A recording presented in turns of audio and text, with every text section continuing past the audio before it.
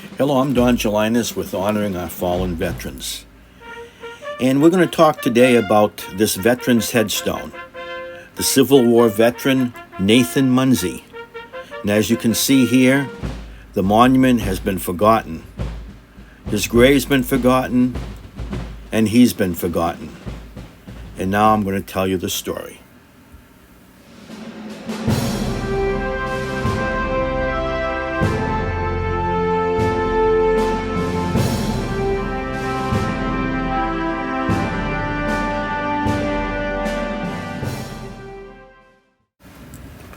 Well, as of today, Nathan Munsey's grave and headstone is not going to be forgotten. And it starts by preservation of his headstone. And in this film here, you see that I'm working on preparing for the preservation. The first thing that I'm doing is I'm taking a brush and getting rid of all of the loose debris that is sitting on the monument. And also clear the area around the monument so it's easier to work with. Next, we're going to spray it down with copious amounts of water. We want to get this as wet as we can so that when it comes time for scraping off those lichens that you see, that orange color and the moss, it's going to be a lot easier for us to take care of that. I'll do this on all the sides and on the back, and probably do this several times before I start the actual scraping. Mr. Munsey, I don't know too much about him other than I know he was from Chichester, New Hampshire, and he joined the 40th Massachusetts Infantry and was assigned to Company D. What's interesting is that he was from New Hampshire but signed up with the Massachusetts unit. And what I have found out is that he was a farmer, and it says that he was a Massachusetts farmer. So I suspect that's why he joined with that particular unit. He was mustered in August of 1862, and that unit was formed in Lynnfield, Massachusetts. And they saw a lot of action through the war. Of course, as most of the groups were mustered in, they first ended up in Washington, D.C., and that's where his group was mustered into. Through the film, I've just shown you some of the way of scraping this headstone. I took off the lichens by using a plastic scraper. The whole idea here of cleaning these stones is to make sure that we attempt to not cause any more damage.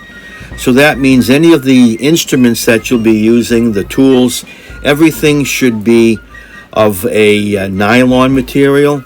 You don't want any steel, any metal bristles. Your scraper should be plastic. You're not going to be using any pressure washers. You're not going to be using any acids.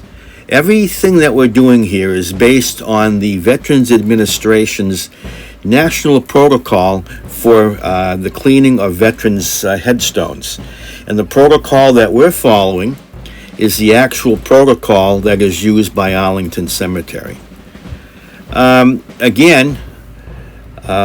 Nathan, as I said, mustered in 1862, and he survived the war and was mustered out in June of 1865. He went in as a private, and it appears that he retired as a private also. Beyond that, I don't know much more about him, other than the name caught my attention because we have Munseys by marriage in our family, and I've yet to have the opportunity to actually check and see if there's a relation there. After we scrape all the leachings, we'll redo with water, and then we'll start the actual scrubbing with a solution, again, that is prescribed by the cemetery administration, and it's called Orvis. It's an excellent product. In fact, it's the same kind of shampoo that they use for washing horses and livestock. And I'll put on a liberal amount of this with a lot of water, as you can see as I'm doing here. And then I'll take a smaller brush for areas that I find that's hard for me to get to, and especially around all the lettering. Once I feel that I've accomplished my task, I'll now rinse it down with an additional amount of water.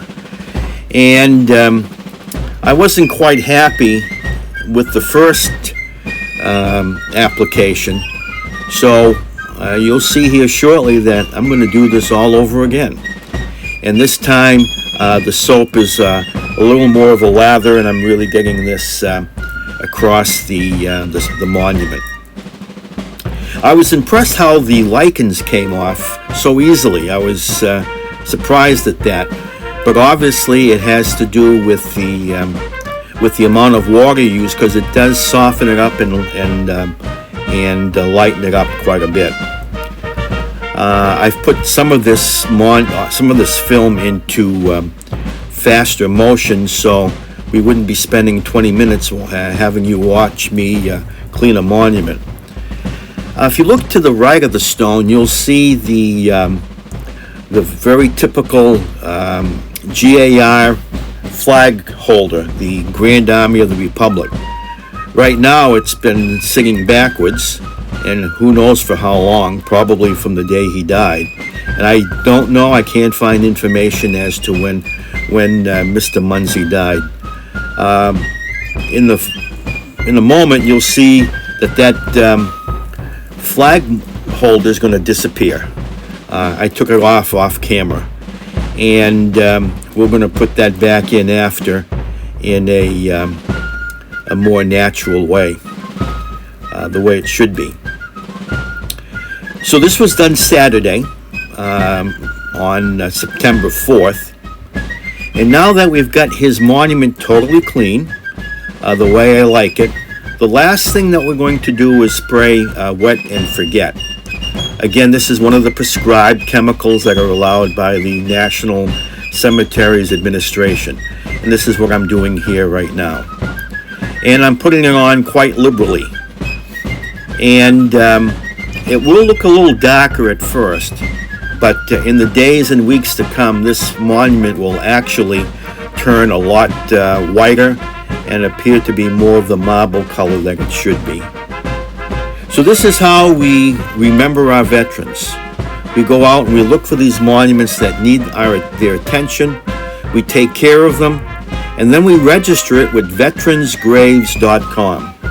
And that now makes it permanent that this grave will now receive perpetual care from me and from other volunteers in the future.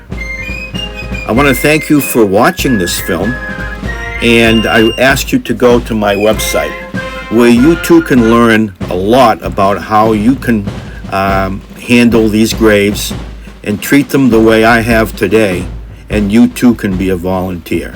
Thanks for watching.